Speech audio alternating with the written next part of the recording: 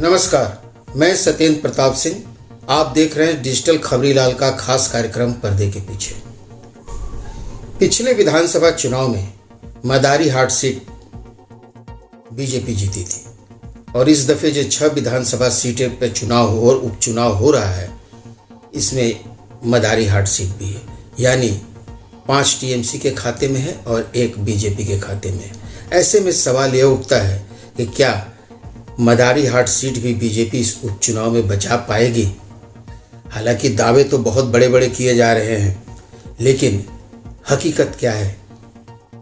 बंगाल में जिन 6 विधानसभा सीटों पर उपचुनाव हो रहा है, उनमें एकमात्र सीट मदारी हाट है जो पिछले विधानसभा चुनाव में बीजेपी जीती थी। अलीपुर द्वार के मदारी हाट सीट से विजयी रहे विधायक मनोज टिग्गा लोकसभा चुनाव 2024 में सांसद बनने से पहले विधानसभा में पार्टी के मुख्य सचेतक हुआ करते थे। अलीपुर द्वार से सांसद बनने के बाद मनोज टिग्गा ने विधानसभा की सदस्यता से इस्तीफा दे दिया। यही वह वजह है कि रिक्त सीट को भरने के लिए उपचुनाव कराने का।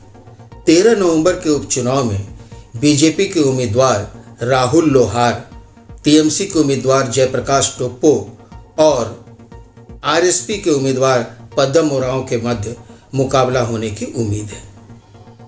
पद्म उरांव 2016 में जेएमएम के टिकट पर चुनाव लड़े थे और इस दफे आरएसपी के टिकट से चुनाव लड़ रहे हैं। हालांकि मुख्य मुकाबला उम्मीद की जा रही है कि बीजेपी और टीएमसी के मध्य ही होगा। सवाल है कि क्या एकमात्र मदारी हाट सीट भी बचा पाएगी बीजेपी? विधानसभा में नेता प्रतिपक्ष शुभेंदु अधिकारी, बीजेपी प्रदेश अध्यक्ष सुकांतो मजूमदार और मदारी हाट से पूर्व विधायक व अलीपुर द्वार से सांसद मनोज टिग्गा, तीनों की तिगड़ी बीजेपी को क्या यह सीट दिला पाएगी? इस उपचुनाव में क्या बीजेपी का खाता शून्य होने से बचा पाएगी? यह जानने के लिए पर्दे के पीछे चलना होगा और मदारी हाट का इतिहास क्या है, यह जानने का हम कोशिश करेंगे।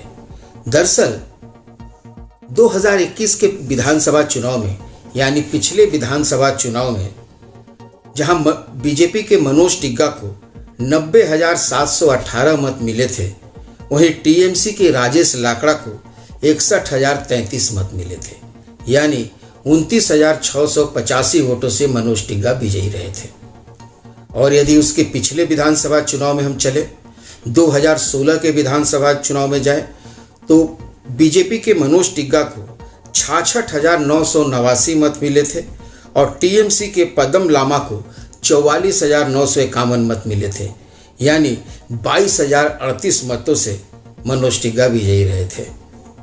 और बीजेपी यह सीट आरएसपी से छीनी थी। मजे की बात तो यह है कि आरएसपी से छीनी थी और आज आरएसपी कहीं भी दौड़ में नहीं है। और यदि हम 2011 के विधानसभा चुनाव को देखें, यानी उसके और एक चुनाव पहले का, तो उस वक्त ये सीट आरएसपी की कुमारी कुजरू 42,539 मत मिला था, बीजेपी के मनोज टिग्गा को 34,630 मत मिला था, कांग्रेस के अतुल सुब्बा को 26,027 मत मिला था और जेएमएम के जेरोम लाकड़ा को 22,541 मत मिला था। यानी बीजेपी, कांग्रेस और जेएमएम में जो वोटों का विभाजन हुआ था 34,000, 26,000, 22,000, यही कारण था कि आरएसपी उस वक्त 2011 में 42,000 मत पाकर 7,909 वोट से जीतने में कामयाब रही थी। हालांकि इससे आरएसपी को छोटा नहीं किया जा सकता। दरअसल यदि हम देखें तो 1962 से लेकर 2021 तक कुल 15 विधानसभा चुनाव यहाँ हुए हैं और इन 15 विधानसभा चुनाव में जहां बीजेपी लगातार पिछले 2 चुनाव जीती है, वहीं कांग्रेस सिर्फ 1 बार चुनाव जीती है और 12 बार आरएसपी इस चुनाव को जीती है। मतलब 15 अब तक जो चुनाव मदारी हाट में हुए हैं, उनमें आरएसपी ने 12 बार जीत हासिल की है, बीजेपी 2 बार और कांग्रेस 1 बार। यानी यह आरएसपी का ही गढ़ रहा है।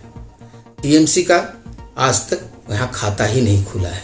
हालांकि इस बार मुख्य मुकाबले में टीएमसी ही है। यदि हम 1962 में देखें तो 1962 में पहली बार यहाँ आरएसपी जीती। उसके बाद 1967 में पहली बार और आखिरी बार कांग्रेस जीती।